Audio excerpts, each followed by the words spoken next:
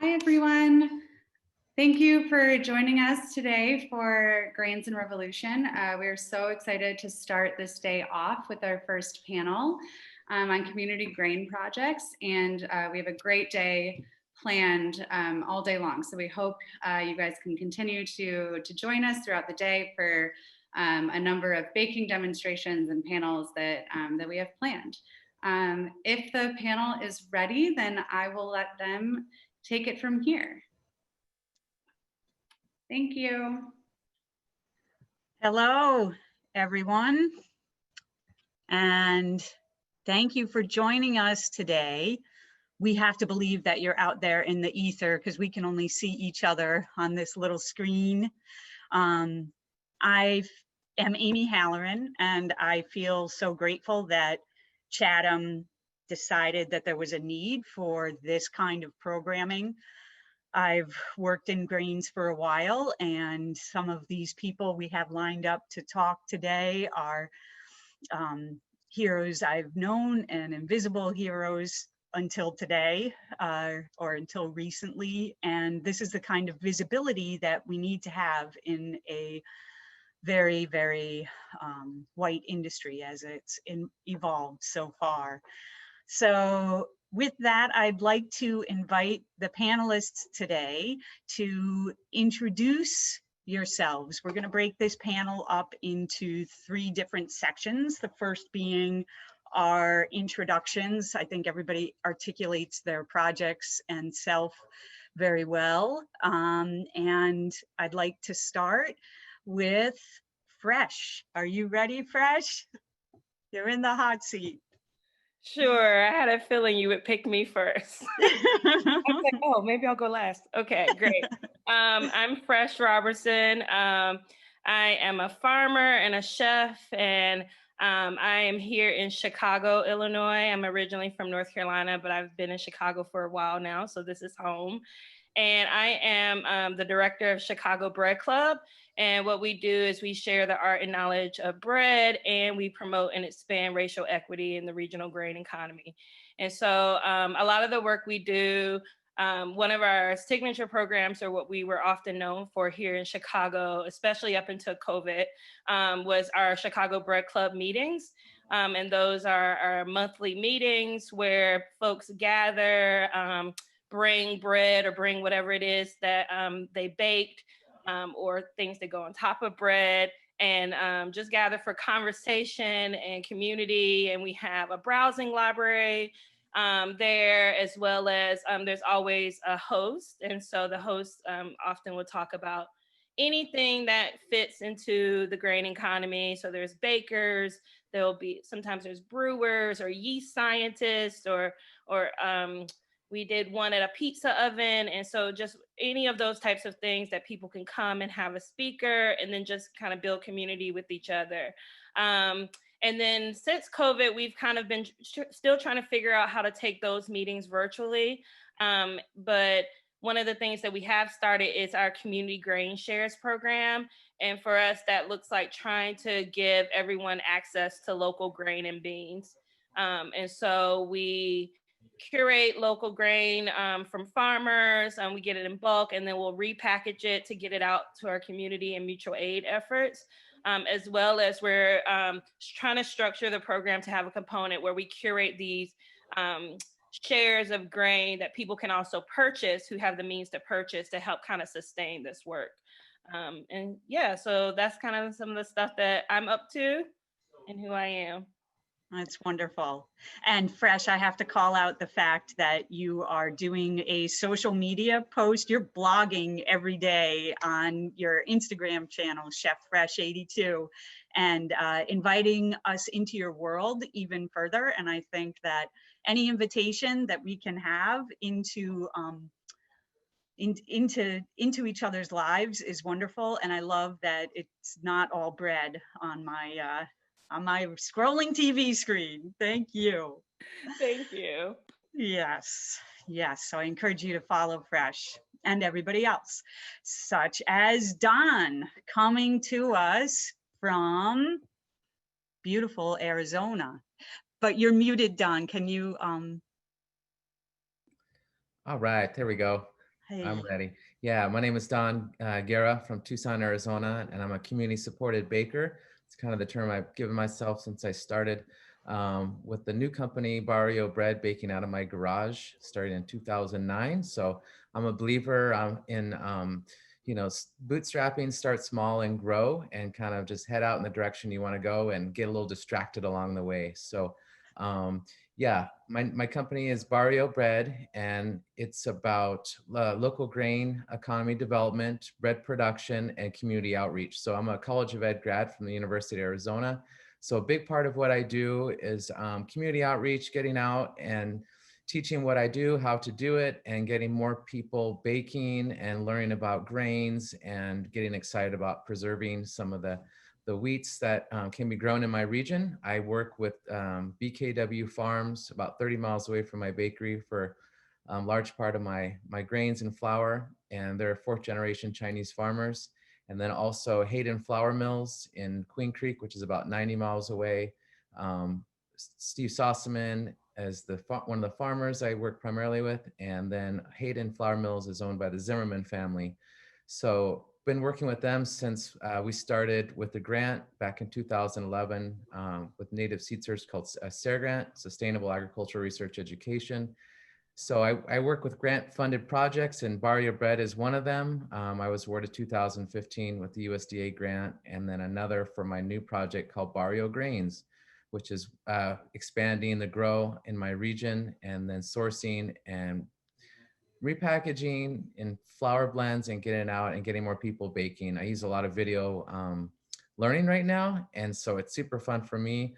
But yeah, that's my company, Barrio Bread, Barrio Grains, and I'm very excited to just keep pushing what can be done in my region, which is the grain growing and the strengthening of community through food and agriculture and economic opportunities for all. That's great, Don.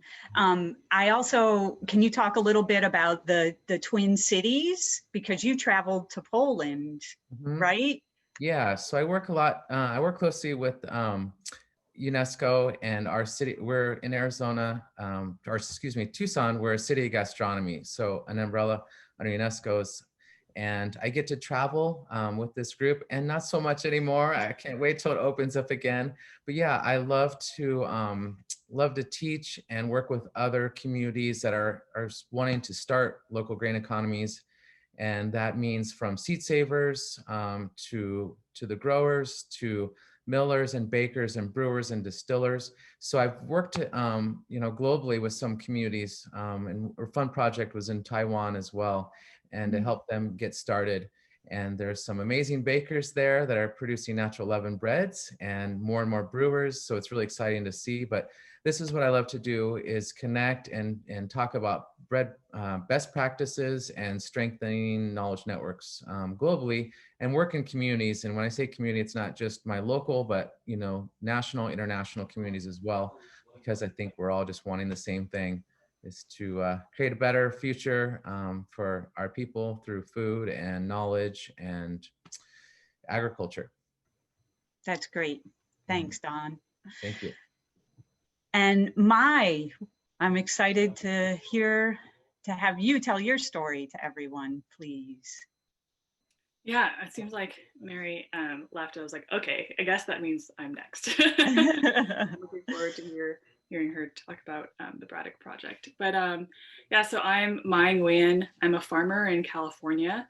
I grow heirloom varieties of wheat, barley, rye, and then I have some trials of millet and rice, upland rice. But my entry point into farming was really about trying to grow for a whole diet, right? As many of you might have experienced in the days of regularly visiting farmers markets and seeing, the abundance of produce and vegetables, honey even, but our staple crops of grains being largely absent. And so I wanted to be able to provide that in our local food source and food shed. And I came from a background of climate research and social justice movement building, and I wanted to infuse that into my farming practices.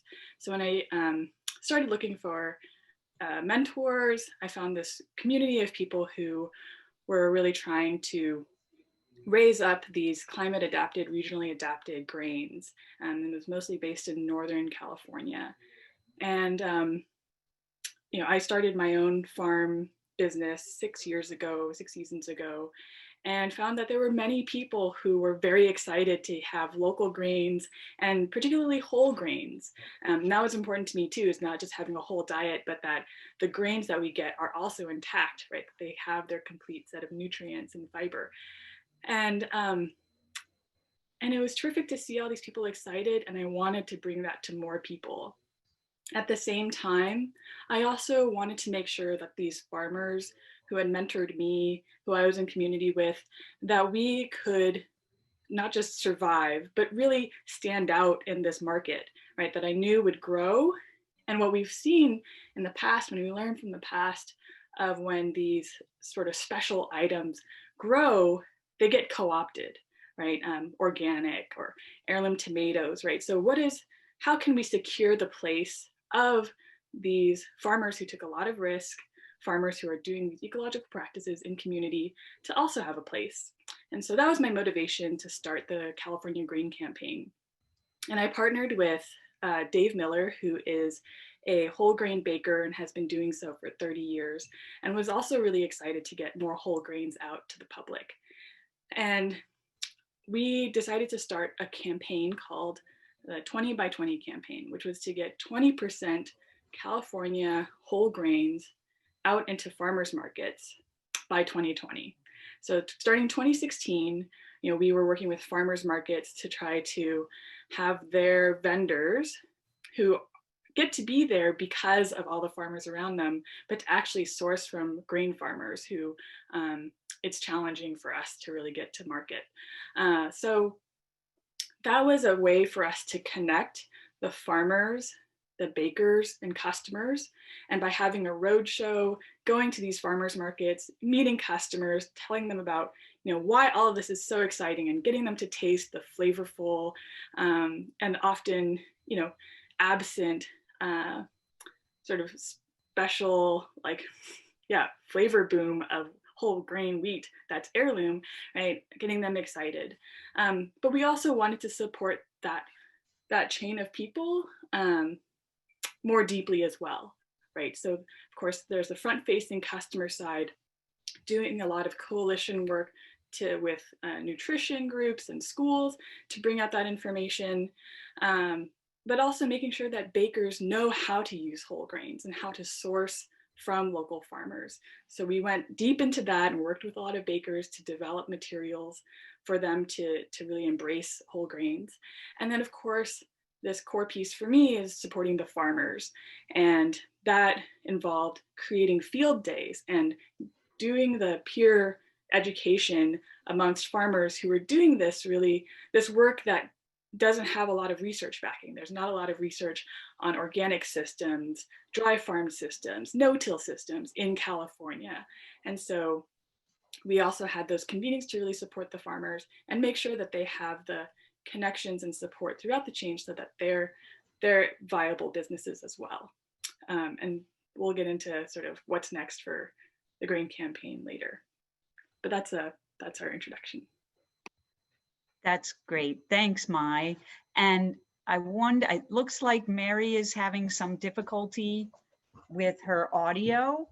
So I don't know if we can have an update from Mary right now about she's going to come and try back in. So while we're waiting for that, I'll just mention that I write about regional grain projects, and I work now with the Artisan Grain Collaborative in the Upper Midwest, working to support off-grid grain systems from field to loaf and drink. And I also work with the Northeast Grain Shed here where I am in upstate New York. We recently got a planning grant and are working on doing a coordinated consumer marketing campaign to try to really raise the awareness and build the market for farmers so that it's not we've gotten pretty far in the Northeast. You know, we got a head start. I think that places that don't have a regional, that don't have an existing commodity grain system have gotten into this a little bit faster, but it needs a little nudge so that we can really support growers and encourage folks to transition to direct marketing grains and creating connections all the way through. The whole supply chain is not a very lovely word for the community aspect of this, but it is a supply chain.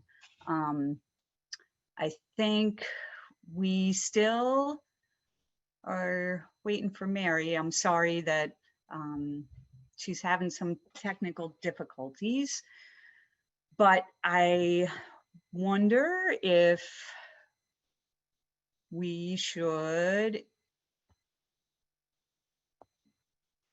use our time productively, and in the meantime, we can for sure have a lot to talk about. So let's, instead of having a lot of dead space, let's talk about the way we are going to structure the rest of this. The next round, everybody is going to be talking about their projects a little bit deeper and talk about the lessons learned as they've come along, because starting this stuff from scratch is not,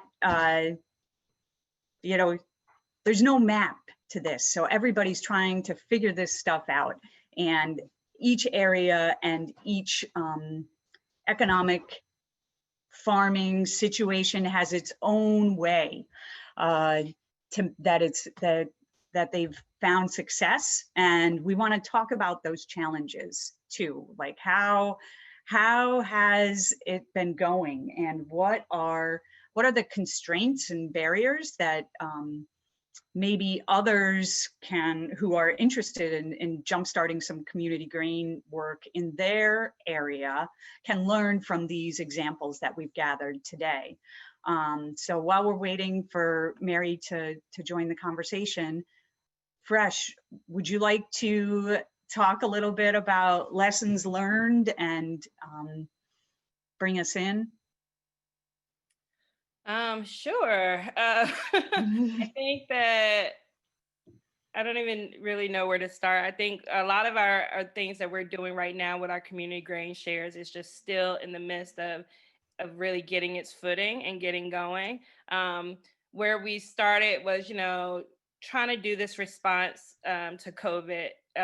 Like Maya was saying, you know, everyone talks about local food, everyone talks about fruit and veggies, and folks don't often talk about people needing grain and beans and things that we call staple crops. And so right away, I was trying to think of, you know, like how to kind of approach this response in COVID and how to get people things like grain and flour and corn and grits and beans and what that would look like. And so, you know, one of the things that we were often doing during our Chicago Bread Club meetings when we were meeting in person is that we would always have our community tabletop meal. And so we would have our meal, we have all these local grains that we can mill right there on the spot for folks. And that was an important part of, you know, what we were doing. And so we had these connections with, you know, many of local farmers. And so when COVID hit and I was thinking about how to get staple crops to people, I was like, well, we have local farmers, we can buy from them in bulk and save them some headache and then repackage them. And so, you know, when that started, all of these things were coming to my living room. And so it was just like, we were out on the sidewalk trying to package beans and do this stuff. And so I think that, you know, figuring out space was one of our first challenges. Also, you know, things always taking and seeming to take way longer and more capacity than you know, you anticipate. And so even thinking about getting 50 pounds, 100 pounds of beans, I was just like, okay, that's fine. We'll just get these beans and we'll package them up and then we'll give them to people. And then like, not really thinking about like sorting them, not really thinking about that my bean farmer also grows corn and all this thing. And so I'm sorting beans and taking out, corn seed and rocks and things so that, as we're giving them to folks, that's less and less work that they have to do. And also they don't get discouraged by our beans by seeing all these other things in them. So I think some of those things were things early on, realizing that like, okay, if I want to give out 100 pounds of beans, it's going to take me a good chunk of the day just to sort through beans and do that kind of work. So I think that those were just some like logistical things that were happening early on, and realizing that I couldn't always bag up beans on my sidewalk in front of my house. And so getting some space to really store and hold and all these things, including like freezer space, because one of the things we're getting out in community are like oats that aren't heat treated and rolled oats, which are great for folks in our community, but wanting to store those in the proper conditions while we're packaging them and getting them out. And so just a lot of logistics things has been learning lessons, and just kind of those things in doing this work. As well as, we are all volunteer power and trying to figure out funding and all of those things, that this is work that's not just, from a place in our heart. Is that like, we also have to survive and make ends meet. And so I think that's been a challenge of like, this is volunteer work. How do we get this done and have capacity to still, do the things that we need to do for finances? Right, how to secure it. And have you been able to make the community grain shares begin to approach the cost of running, at least the cost of the grains or grains and beans? Yeah, I think that, so one of the things, and this is some stuff that I want to hear from other people too, is sometimes when these things happen, these community organizing and movements happen, it's helpful to like just jump in. And so I think a lot of what we did was we just kind of just jumped in, and we were like, okay, people need these things, let's package them up. We got farmers, like, logistically we can bag beans, we can bag cornmeal, we can bag oats, we can do this, and we can just kind of jump in. And like I like to think about systems and things like that. So I'm just like, okay, this model will work. And I think where we are now is we've been doing a lot of the community distributions and solidarity shares distribution work. And then we're just kind of starting to like get everything organized so that people can purchase, And so yesterday there's a mobile market that goes around our community here in Chicago, mostly on the south and west side. And we were able to put like a lot of grain on this mobile market, and so that was great. And like thinking of ways that we are going to be able to do things that more and more people can purchase. And we're working on this curated box, but we haven't put our first one out yet, where people are buying the subscription. We get to have like local chefs and folks put in recipes, put in like cute things about the grain and about the farms. And I think once that gets moving, that will help us be able to sustain the effort of like what it costs to purchase, what it costs to maybe get some labor to help package, all of those things. But it's kind of like we're working on those steps in the process and aren't quite there yet, And so. Great. There's one quick question from the audience, and then we'll get Mary on and hear her voice. Someone's asking if you were able to pay for the grains and beans, or they were donated, or a combo. Yeah, so it's definitely a combination. So the model that we went into this with is we want to support each part of the system, right? Each part of the chain. And so I know that, there's often farmers who do have stuff that they can donate.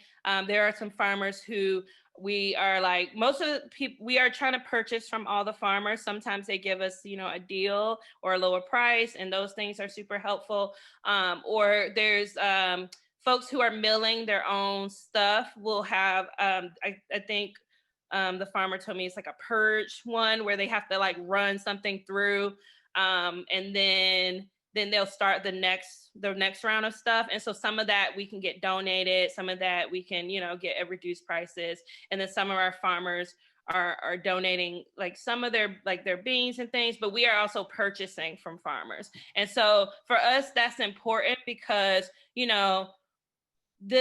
we appreciate and love donations, but we're trying to help create a model that everyone in each part of the system is benefiting from. And so us being able to purchase and support local farmers, us being able to then, spread some of that as solidarity shares in community, but also have people purchase from us because, all of this took work and has value. And even if we can reduce the cost that they purchase at, maybe I can get folks organic beans for $1, even that still reinforces that these things have value to them. And so we are putting things in mutual aid bags and things that are being given out to community, but we're also trying to figure out how do we create something that's going to sustain and that's not free, which is one of the pieces of how do we pay for labor to get this done? Because we know people can't volunteer forever always, so. Right. Which is the classic problem of the emergency feeding system. Goodwill will feed us. It's not gonna. Thanks, Fresh. Mary, we would love to hear from you an introduction about the Braddock project and everything that's going on there. Hopefully this will get you seamlessly now. Here we are. Hello. Hi, everybody. Can y'all hear me? Yes, we can. Thanks, Mary. Great. Great to see everybody and hear everybody's voices.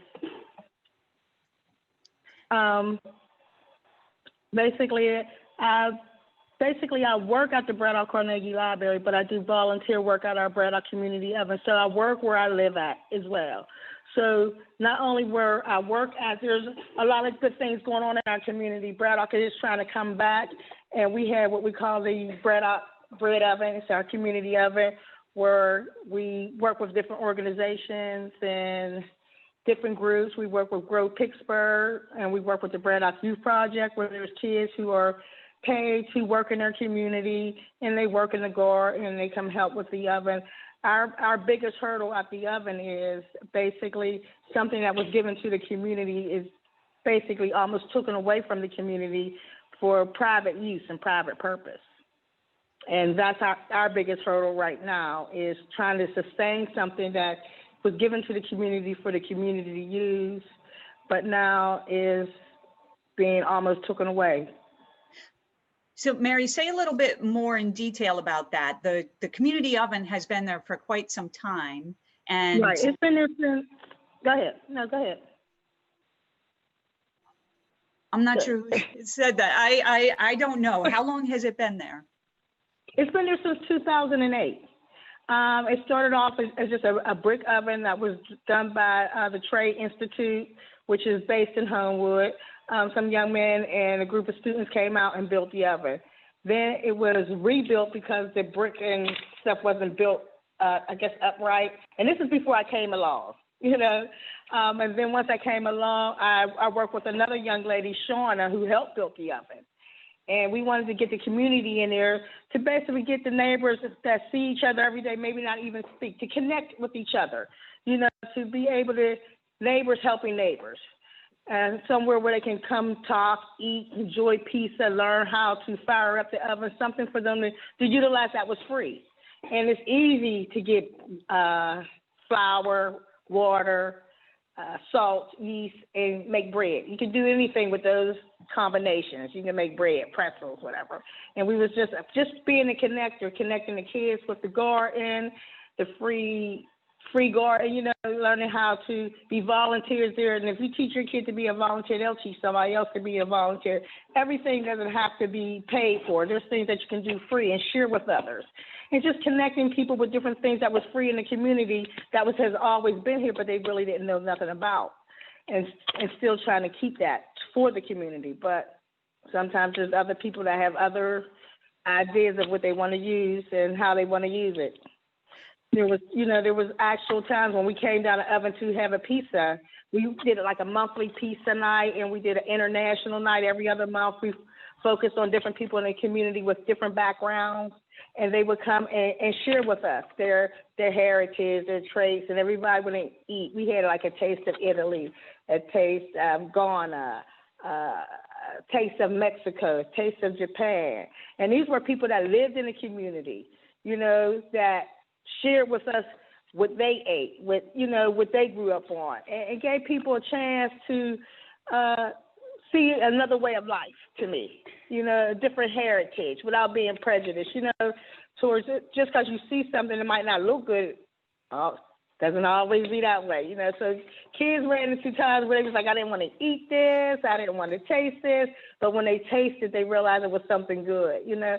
Chance to embark in another country, in another world, without being prejudiced towards one another, and just having fun. But powers that be decided they wanted to use it for something else. So there were times we would walk in and they redid the oven and made it a patio without us even knowing about it. Didn't even tell us about it. So when we came, it was like, not pizza night tonight, you know. And then it's basically they're telling us when we can use it and when we can't use it. And the they that you're talking about, Mary, are they a restaurant, or is this who owns the oven and the space around it? Well, the oven is belongs to the community, but it's on the space of our former mayor. It's on his property. That's where it was first built, that on his property. Basically, the mayor and his family, you know, sometimes they join in, but they haven't much to say. But there's a new restaurant.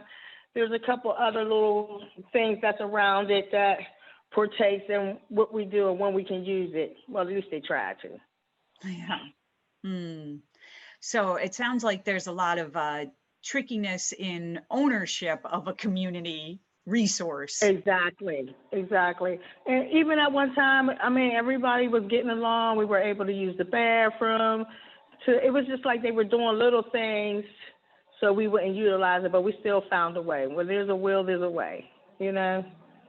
Have you been doing anything during COVID, or is that sort of? No, we did just recently in August. We had it was our second event. It was a taste of tobacco, Jamaican food, and basically people pre-ordered. You know, there's bread made, and we celebrated the anniversary. People came, hung out for a little bit, listened to music, but it was like coming and going. Nobody stayed in one place, and we wore our safety masks and stayed 6 feet apart. But people, it was pre-ordered, and we're still going to try to do like once a month, just baking bread, teaching people that live in the community who wants to learn how to bake bread in the oven or pizza rolls or whatever, that they can still utilize the space. You know, we set up a website, email to where whenever they want to use the space, they just give us a time and date. Make sure there's wood down there. The wood has been donated.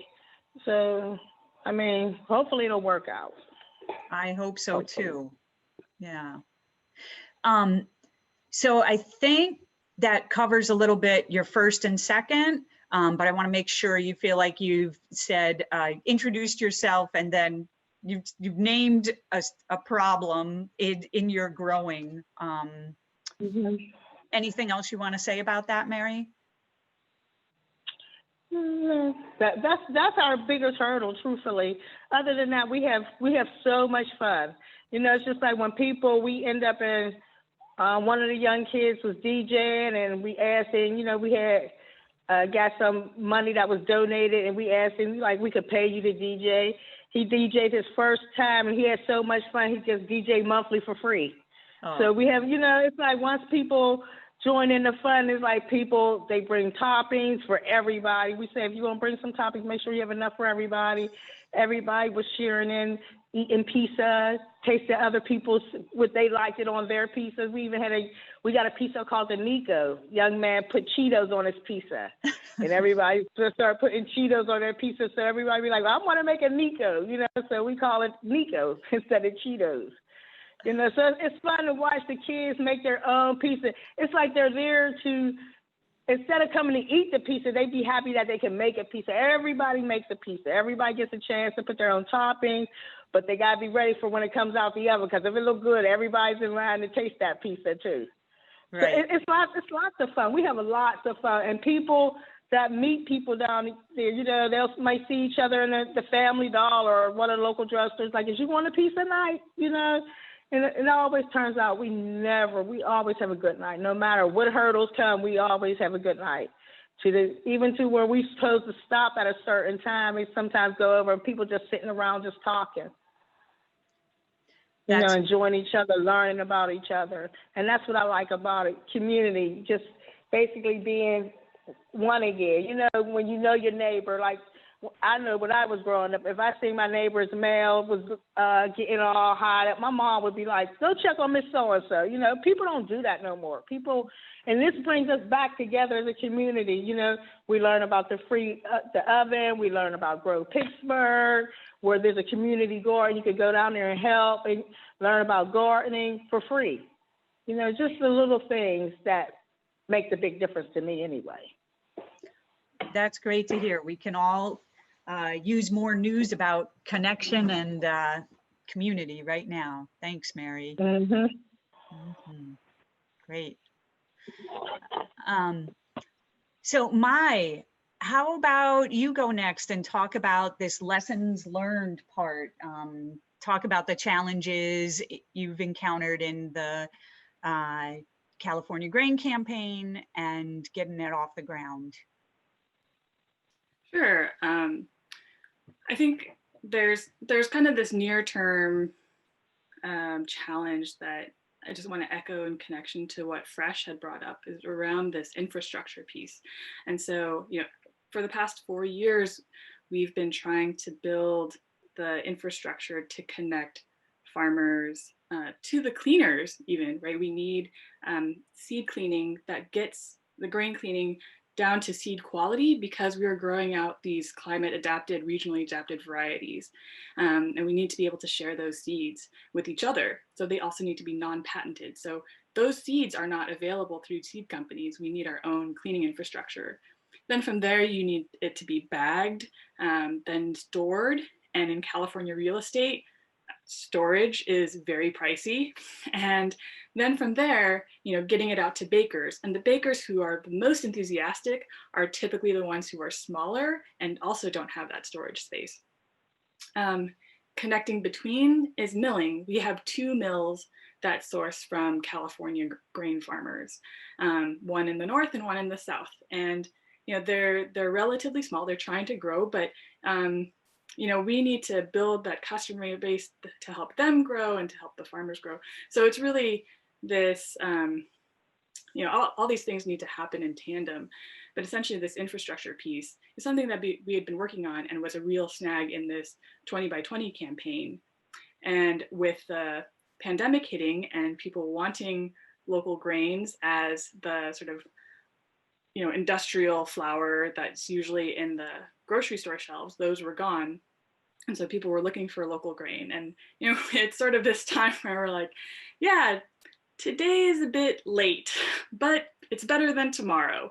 So that's really what we are focusing on in terms of that infrastructure piece. But what I actually really want to talk about is the community part. And I was really excited to really think on that and reflect on my experience of trying to build a grain community in preparation for this panel. And so there are just these questions that I have from my experience that I want to put out, because I think these questions about building community are go across grain communities, but I think they also are relevant to our society as a whole. And to start with, it's really about this support of farmers, right? So to contextualize it,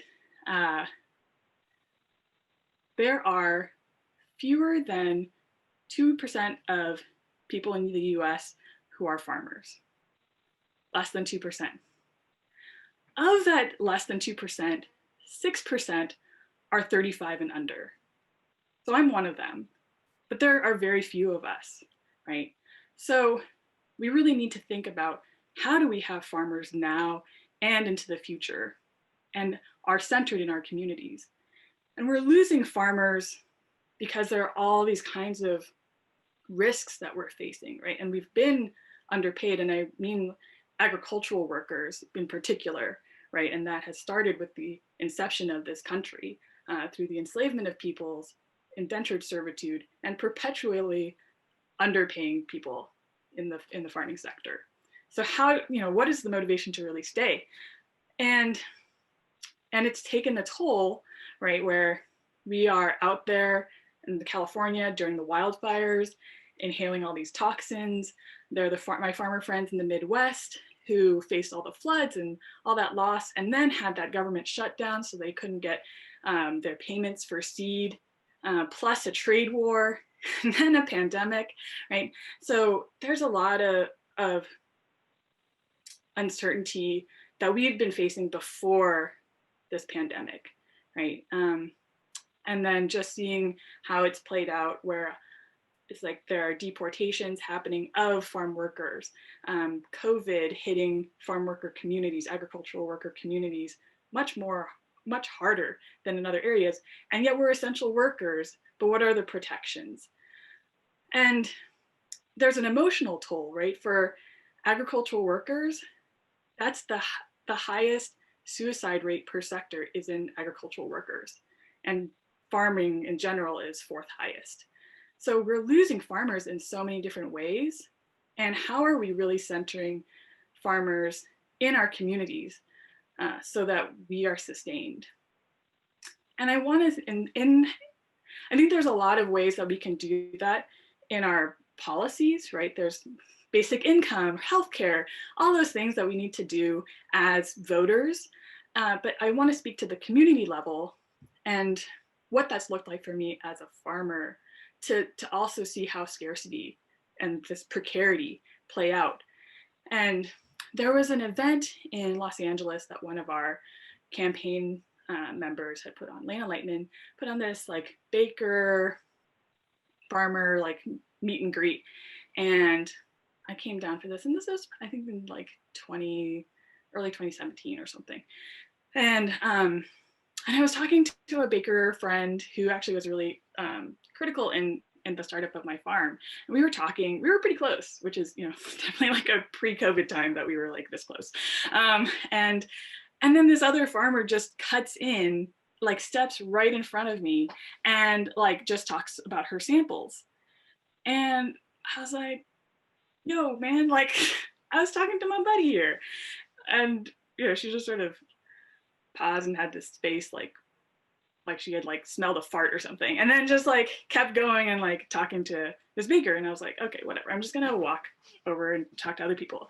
And I was talking to some bakers, and some of them like are from kind of famous bakeries like Justa, which is one of those LA establishments where there's like a line around the block. And then like my friend was like hyping me up to these bakers, and just like, my grows with like horses and wakes up at like 4 a.m. just like to wrangle the animals and all that stuff. And then this like other farm like sales rep like also again literally steps in front of me to then like make fun of me waking up early in the morning and all this stuff to these bakers. And it's just like in these times where I really see like that feeling of scarcity and competition that these farmers have, because there are these real experiences behind it, right? But it's just like what they're doing in those moments is wielding their white privilege and using the tools of racism and sexism to then undermine me, right? And so this is a part of why we really need to support all farmers, so that it's also a part of the process of undoing racism and sexism and all these other forms of bigotry and oppression, right? So my question to you all then is, in your communities, how are you going to share risk with farmers and ensure farmer safety and sustainability? So that's one question. I got two others, maybe three. So I also think that we need to think about community beyond community. And Dawn kind of spoke to that, right? It's like, it's community and we're also connected locally, nationally, globally, but also within our regions, who's missing, right? And I was at this like invite only, like grain movers and shakers convening. And there was this, again, conversation about feeling the scarcity, feeling like farmers and bakers, like we've already tapped out all the people who are going to buy our stuff and it's saturated, like how do we expand the market? And there was this kind of this like 2-hour conversation churning on that. And then so came into it and I was like, look, actually I work with people who are part of WIC, which is Women, Infants, and Children program, with schools, with low-income communities and nonprofits that work in low-income communities. And there are all these people who are like, oh my God, I've been looking for whole grains because my uncle had diabetes, and I saw what that looked like, and I know how important it is to have whole grains. And so it's so much more important for me to like get that now rather than pay the medical bills later. And nobody responded to that. There was just this like in a barn, just like crickets. And I was like, okay, all right. You don't want to think about all those people, cool. And then fast forward to 2020, and there was this conversation amongst grain community leaders.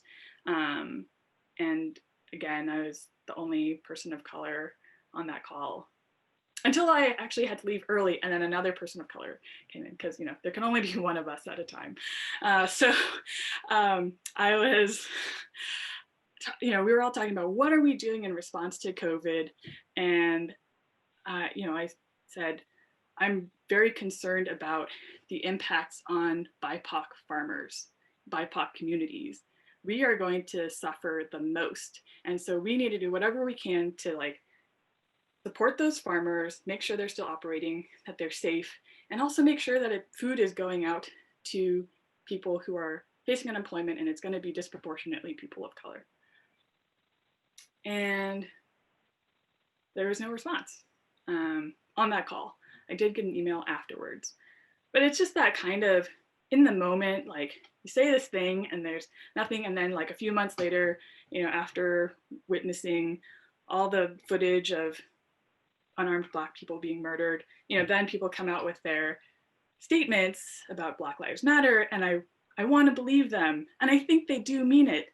And I also think that in the moment, it's really important to acknowledge that you're not seeing the communities beyond your community.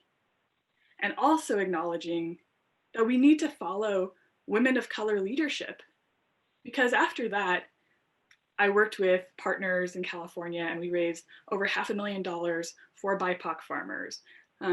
We got 6,000 pounds of meat donated to the Dene and Pueblo nations. We got $200,000 for a 14 producer BIPOC collective to then get food out to BIPOC communities, and also fundraise to support 200 BIPOC families to get those food boxes from local farmers, right? And having that food connection in a network. And we could have done so much more, had this group really embraced seeing community beyond their community and leadership of women of color. So questions there are, how will you engage in seeing community beyond your community? To see no stranger, as the Sikh proverb is, and to really support and follow the leadership of women of color. And I want to definitely give time for other people. And my last question is, how are we going to work together? Because corporate agriculture is not going to save us. Right? Cargill, which is one of the largest grain companies, only 4% of their lines go to retail, right? They did not pivot. They didn't care to pivot for 2020 and pandemic times. And it's really these communities that did. But my experience is that people really look to corporations for the answers. And when I was on maternity leave, there were some people within the grain campaign who gave our strategic documents and analyses and customer relations documents to a group that represents a lot of large agriculture, thinking those people want to get whole grains in, but really those people also really want to have more customers. They've been export oriented and wanted to get into the California market. And so that kind of undermining, which I think I'll connect back to like, how do we support women of color leadership?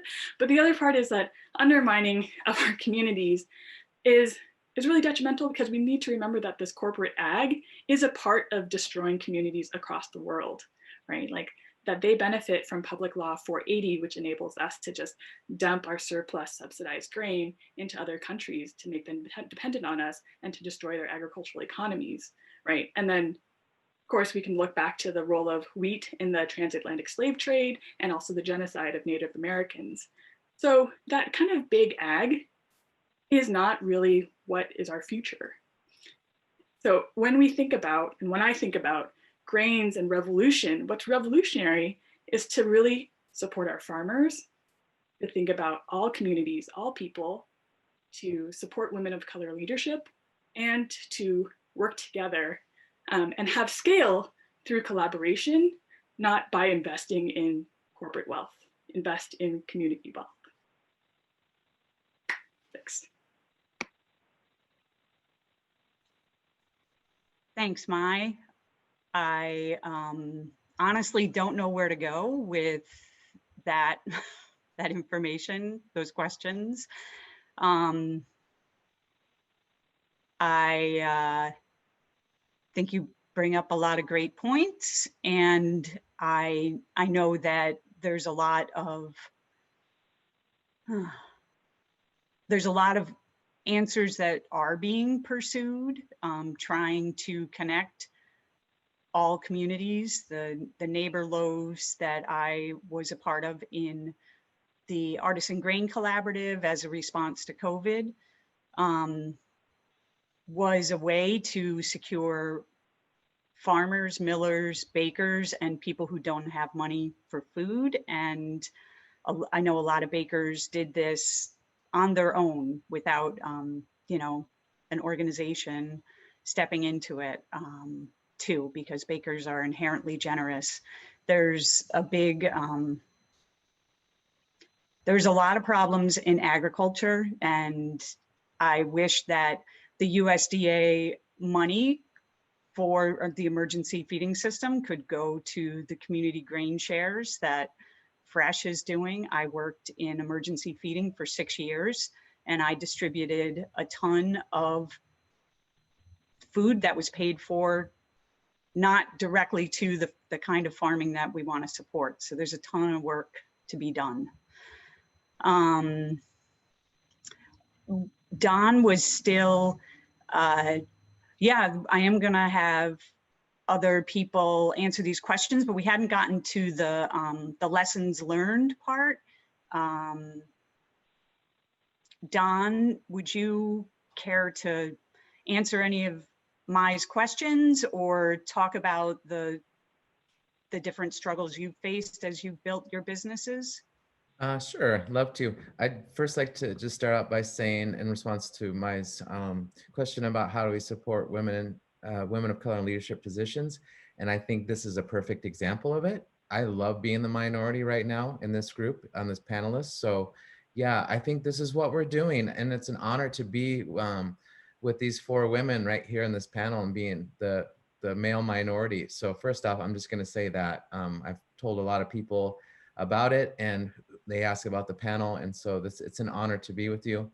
But as far as some of the challenges, I'd just like to say also that it's starting small is probably the best place to start. I mean, most people right now, we've been influenced by bigger organizations or wanting to do more right away with our communities. But for example, with myself, you know, when we started 2011 with our local grain economy, here in Arizona, Southern Arizona, there wasn't a lot of grain available. And I thought, you know, maybe if I just make one type of bread with local grains, I'd get started. And then what I started to think about is, as I scaled, you know, 10% is better than 0%. The next year, 20% was better than 10%. So I kind of scaled up with this approach and not trying to take it all on and base my entire company on local grains, but to scale up and along the way recruit others that could help support the mission and vision of what I have is to connect community through bread and build a local grain economy. But it takes time. And I think there's resources available, but it takes this community connection and networking to do that. So one way I've done that is to let many people know, as many people know about what I'm trying to do. And along the way, I've learned that I can't do everything. And there's so many people out there that have knowledge and resources in these different areas of developing these food sheds, local grain economies. And so it's been beautiful to learn that. And one way I've learned that is through these planning grants. And Amy, you've mentioned you have a planning grant as well. My new planning grant is now happening, $100,000 from the USDA for Barrio grains. And so these are the exciting moments when I've worked, a decade now, and then with this new grant to really identify the people in my community that can help support the bigger vision I have. And it's not just one person, but through strengthening your community through involvement. And it happens in different ways. I think just talking to as many people, and then they start to talk to their people, and those people start to talk to their people. So it's not really starting from one point, but it just keeps splintering. And so that's really what I've learned is connecting my community by involvement. And then also I hear a lot of talk about innovation. So Chef Fresh was talking about how these different ways she's getting people to become involved, or the products out there to how people can access them. And I think in this time that's just limitless. It could be digital media, it could be these Zoom conferences. There's so many ways to do it. And how even you get your product in the hands of other people, as maybe in these mobile markets. So I think these are the lessons I've learned, is there's no one way to do things. There's no one model that you need to look at and apply these ideas to grow. There's so many different ways, but it's really about your specific community, and it's about maybe the person that starts to initiate it, like what are his or her strengths and what resources do they have to start these things. So yeah, starting small and really community involvement and just talking about it, starting the dialogue. And I think to explore these USDA grants that are coming up. So local food promotion grants. So everyone should get on there that's involved or interested in starting these local grain economies, or just promoting what grows local as a processor and getting out to community with education outreach. These are some of the requirements for local food promotion under these grants. But yeah, that's kind of what I would add to it. But starting small, and there's no single model that's going to work for a community, but it's specific to each community. And then what you really want in return from it, I mean, what I want from it is to leave a legacy in my community where we continue to grow grains and make bread, and not just at a bakery, but for my total community to make bread and learn how to do it. So, I've done that through a lot of in-person teaching, through the University of Arizona or my own campaigns, but through COVID now a lot of digital. And so it's so much fun, and it takes this spirit of entrepreneurship really to get it out there. And if the single person doesn't have that, maybe there's other people that can assist with helping you to get there. Great, thanks, Don. Hmm. Fresh, do you have any insight to offer? Mai posed several questions. Do you have any answers to shine on them? And just to say that, I mean, I was posing those questions as ones that I think everybody should reflect on. And like the audience member, Angie, had said, like, yeah, these are things for everybody to ask themselves. Because those are the lessons learned from trying to build community as a grain community, as a diverse community, because we celebrate the fact that food brings so many people together, and community is beautiful in that way. And also, when you go deep into community, just like family, it can be complicated, right? And so I wanted to share these questions from lessons that I'm definitely like happy to hear panelist reflections on it. And I also don't expect for those questions to be answered today. And I think that they also need to be a part of a continuing dialogue with all of the participants as well. Thanks for clarifying. Yeah.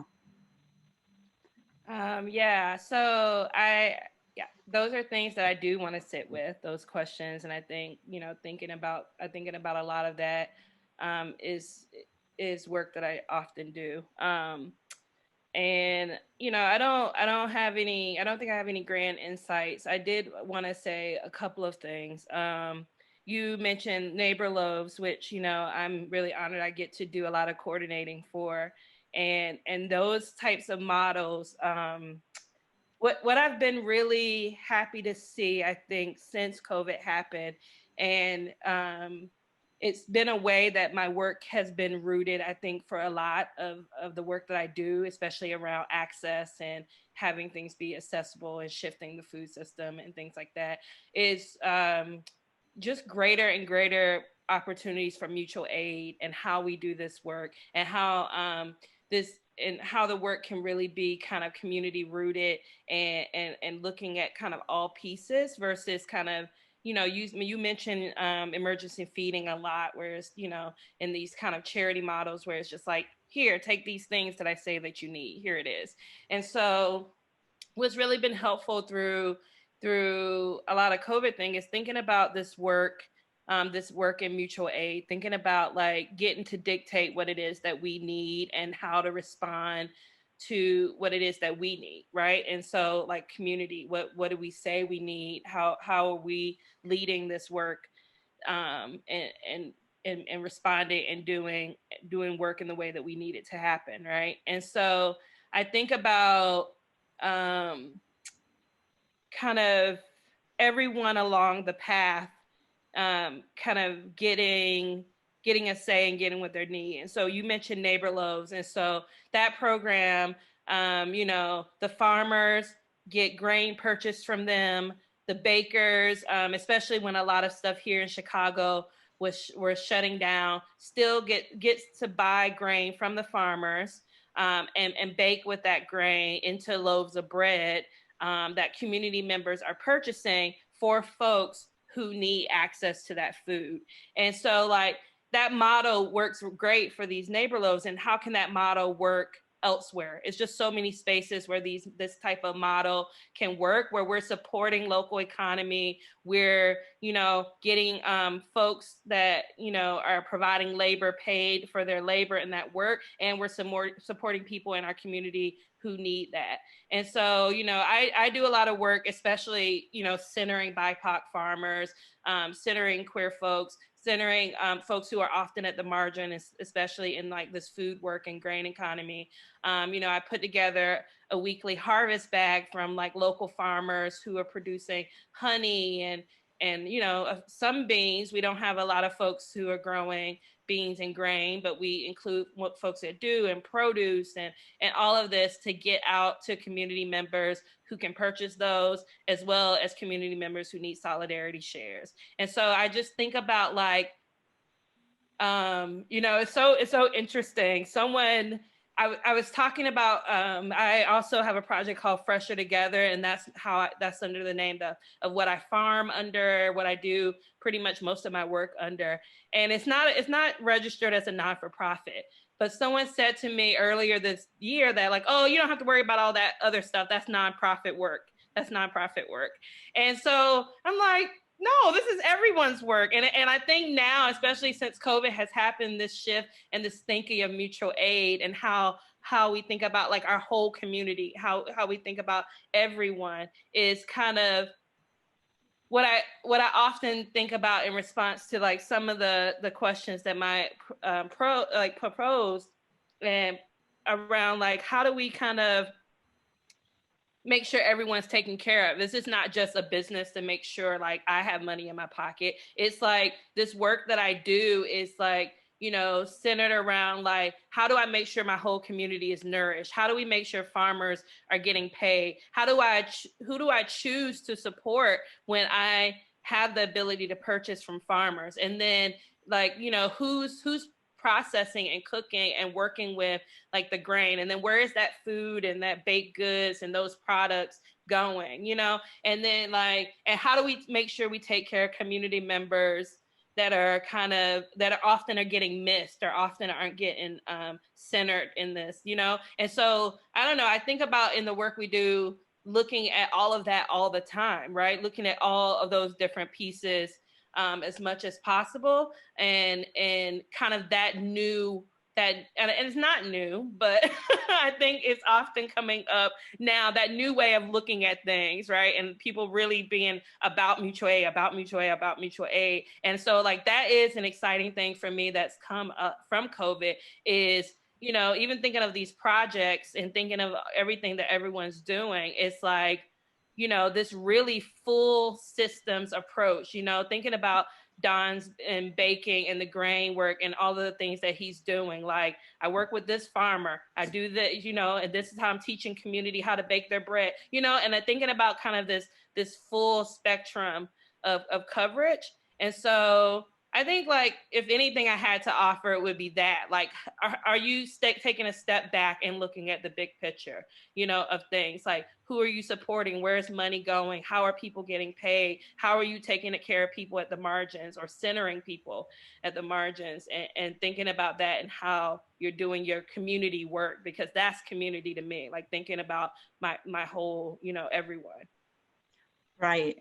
Fresh, there's such a tendency in charity-minded emergency feeding systems to us and them. And so that there's nothing community-oriented in that othering. We have to really change the framework. On so much of that, I want to point out in terms of thinking in systems, that where we get our news and information about food really matters. The reporting on all of the sides of the food system, I think, has been done really well by Civil Eats over the years. Civil Eats is tremendous, and the Food and Environment Food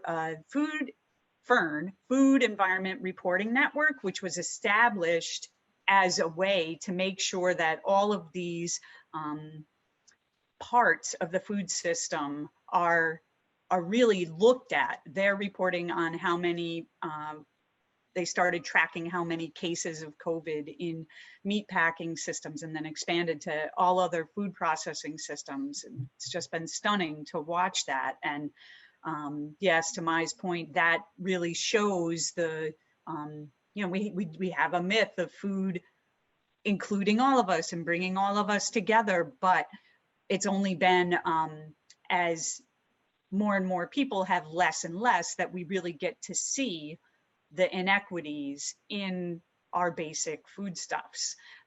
There's so many inequities on the way toward food getting to us.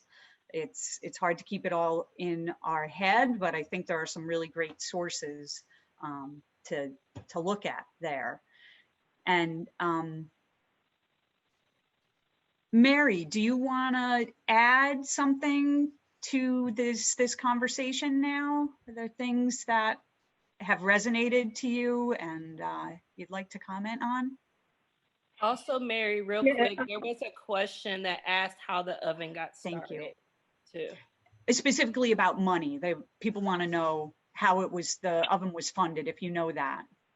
It was funded from different organizations, was donated for the community, for the youth of the community. As I said, it was way before I came aboard the oven. I do know it was being utilized only with the Braddock Youth Program. Me personally, I think there was already a total different agenda for the oven from the beginning. I never thought it was just based on me working with the community oven and doing different things. I don't believe it was ever really planned for the community to continue use, because people didn't even know it was there. The only ones that knew it was there was the Braddock Youth, who utilized it only in the summertime.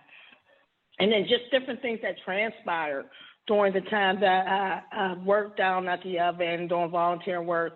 It was just, it's a long story, and I don't want to say nothing that, as I could say, white man privilege. I don't know how it could affect me in the long run. I mean, I really don't care, and they already know that, but I don't want it to affect the use of the oven. They have tried to shut us out a few times just using the oven, and they said it was for the community, but I don't think that was the agenda, the total agenda.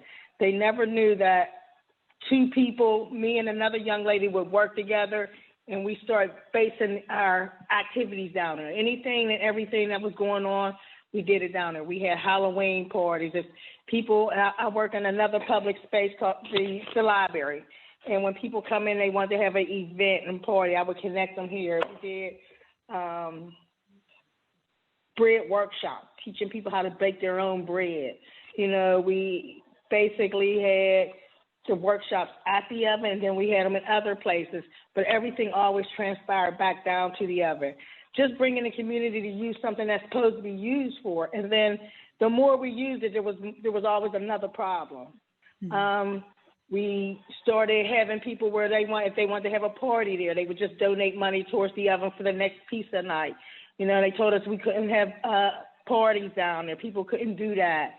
You know, we had to make sure we had insurance. But in the next breath, they used it on their, you know, a group of people use it on their website, and they're charging thousands of dollars when all you had to do is donate $50 to $100 for the next pizza night with us. But they was charging thousands of dollars just to have an event there. And I'm like, well, and that money that they used, they never once said, well, here's $100 for y'all pizza night, or pay for the DJ, or, you know. So as I said, I don't think their agenda was ever to have it used as much as it's been used in the last few years.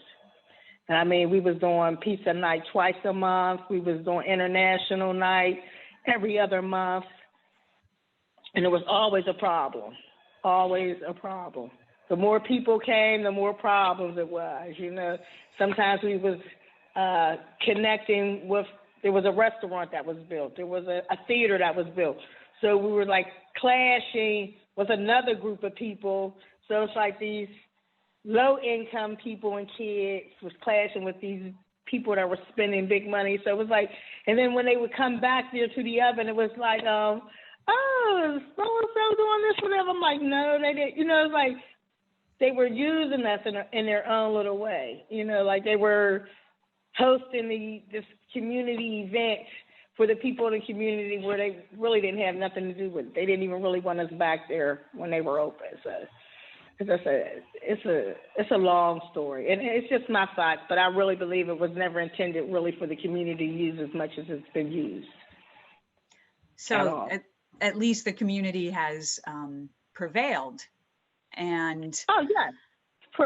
For now, I think during this COVID, it's probably going to make it kind of easier for them to really, it's like they really want us to stop coming, and that'll be their excuse to just take it fully over.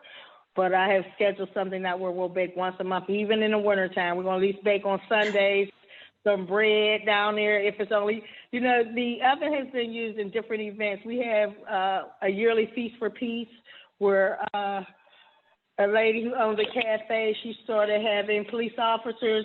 A week before Thanksgiving, she would have police officers come together with people in the community dressed in regular clothes and let people know in the community that all officers ain't bad. These people are human people, you know, human beings too. They go home to families too.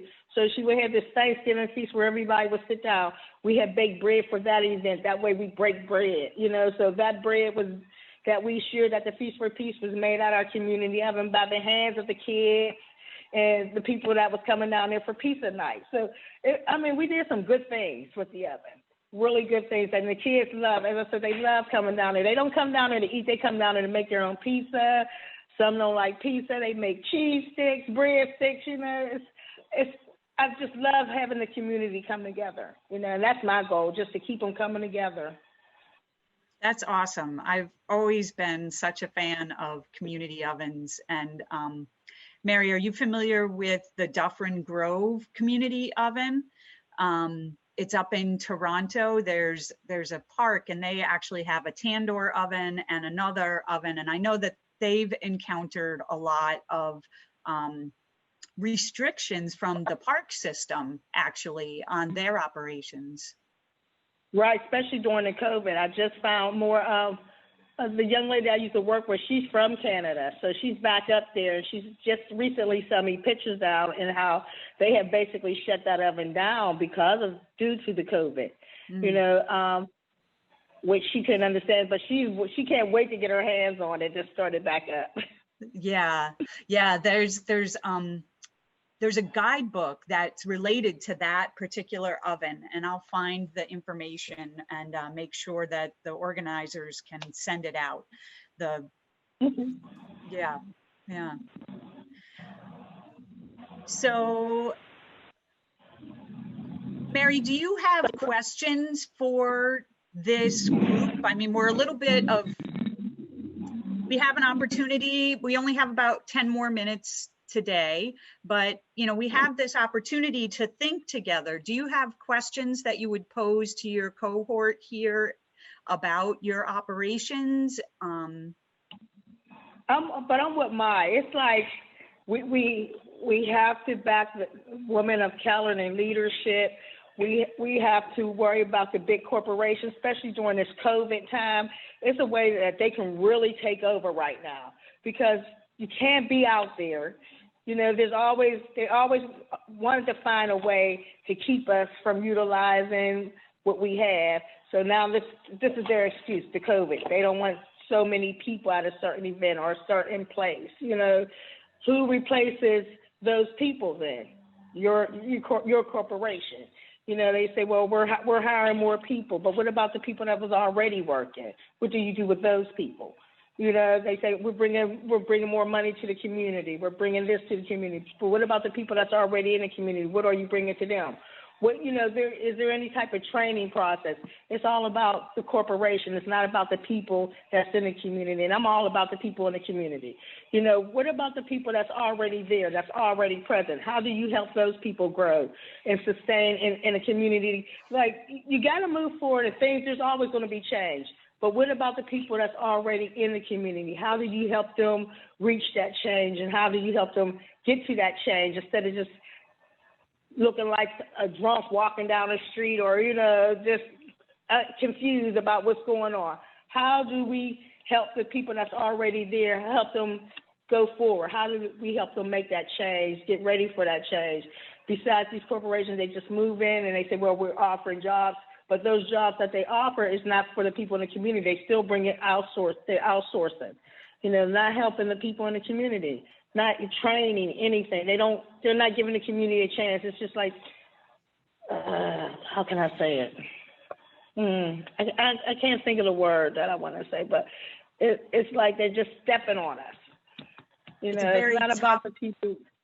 Yeah, right. They're not worried about the people in the community and what happens to them. They were just worried about the more money that they can make, how much they can make, and where to take them from there. They're not worried about what's in the community, who's there.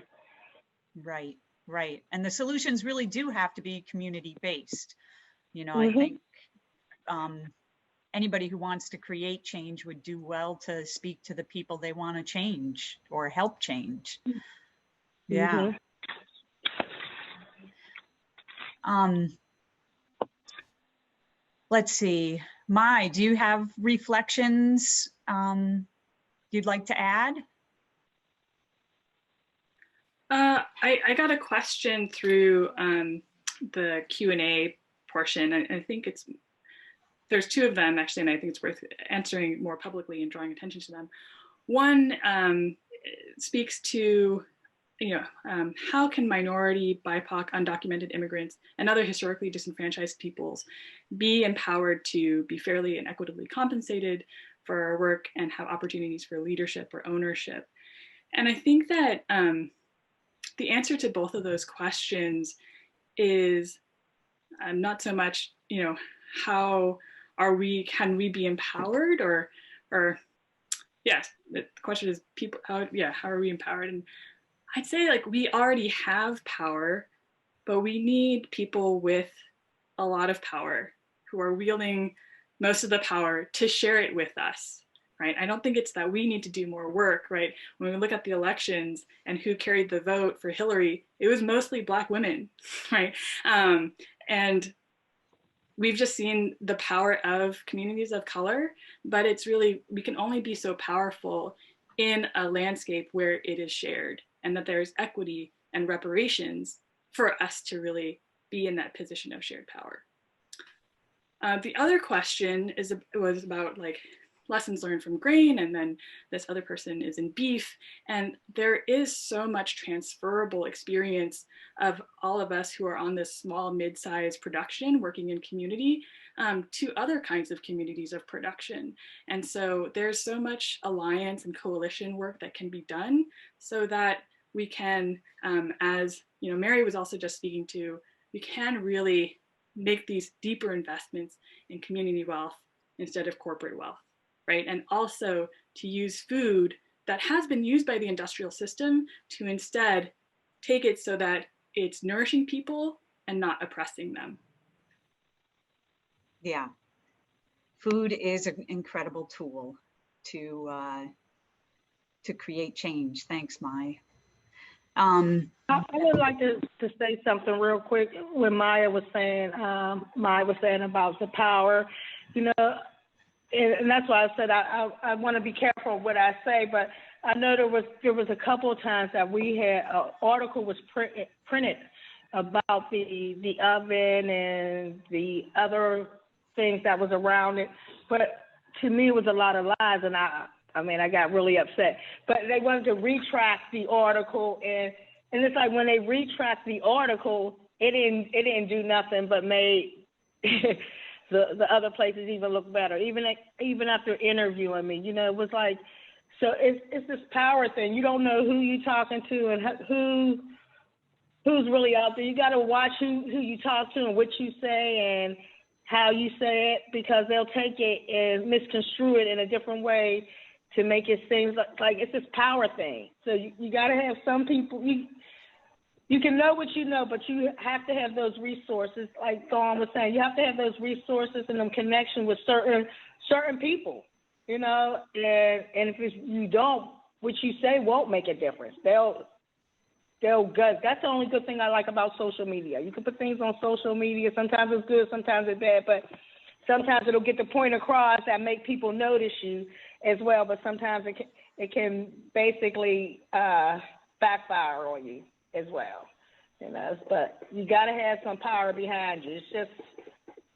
It just can't be you sometimes, even, you know, if you want to. I know everybody's not an Aaron Brockovich, I guess. Yeah. It's tricky when if storytellers don't necessarily have your project at heart. It's really they have other goals than seeing the whole picture or your particular part of the picture even. So that is super tricky landscape. So we are going to have to finish up here. I'd love to see if my panelists want to say a few last words before we go. Fresh, start with you. I just feel like we have to have a means to do this again, you know. I know that this is, you know, one day part of the 2-day summit, but there are just so many great questions coming through, so many big conversations and discussions to have and be a part of. You know, there's someone asking about the connection of food system and agriculture and environmental racism. And it's just so many big, great things that I just wish we could all discuss right now. And I know that there's just kind of not a lot of time and capacity to do that. So my question is, how do we kind of move forward to keep, you know, this dialogue open, to be in community with each other and to continue to have these discussions and conversations? But yeah. Yeah. So what is the next container we can build to keep, and toward that, do people, I know Chef, I saw you put your email into the chat, or did you give that personally to someone? I didn't notice. Oh, anyone can reach out. Someone asked for it, but yeah. And Don, would you like to say a few words? And also, if you feel free giving out your email and stuff like that. Thanks, Fresh. Oh, Don, you're off again. Here we go. Yeah, I just like to say thanks for this opportunity. I've learned a tremendous amount being on this panel and being in front of the audience.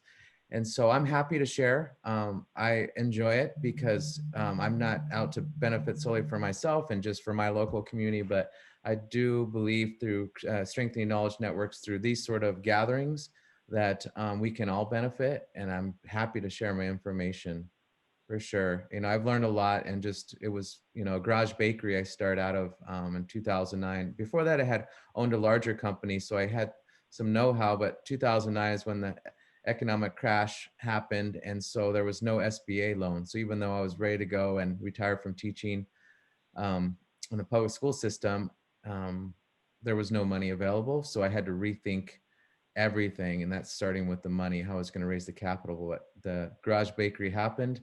And I'm glad I took that on and didn't give up. I spent 8 years in a 450 square foot garage. And after 8 years, made 375,000 breads with these hands.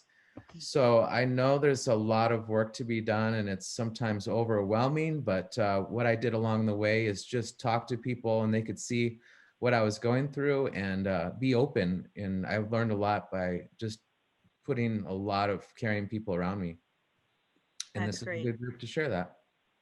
Thanks, Don. I'm really glad you did Thank you. stay in that garage for a while. It was good for us. Yeah. Yeah. I'm out now, but my company's doing well. I have a beautiful new facility, but with no debt, thanks to the USDA and a lot of those 8 years of grinding away, no pun intended. So, yeah, thank you. Great. Thank you. Mhm. Good. Mai, would you like to say a few closing words? Hi, I just want to reiterate that community is all that we have. That is the foundation for us to be able to build everything else. And so we need to make our communities stronger, inclusive. And I think we have these really wonderful models. And I actually just really want to use this time to thank each of you and your dedication and the love that you are showing for community through the work that you do, right? The food that you're bringing out, the people that you're connecting and showing up in this space, it's really out of love. And I see that and I appreciate that. And so I am excited to continue to be in community with you. That's great. Thanks, Mai. Mary, do you have anything closing to say? Well, I just wanted to quote like two famous thinkers, John Lennon and James Brown, power to the people. Awesome. Awesome. Thank you, everyone. Thank you all so much for this incredible conversation. I am also recording all of the questions that we did not get to in this session, and I will be sending them to all of the panelists. And someone asked if we could post the names and contact info for everyone. We will do that after the conference if everyone is okay with it. So, so stay tuned, and then hopefully, we can connect everybody and continue this conversation. But thank you all so much for being here today. It was incredible to listen to you all. Next, next we're going to take a little break, and then we'll have an Indian breads demonstration coming up. Thank you all.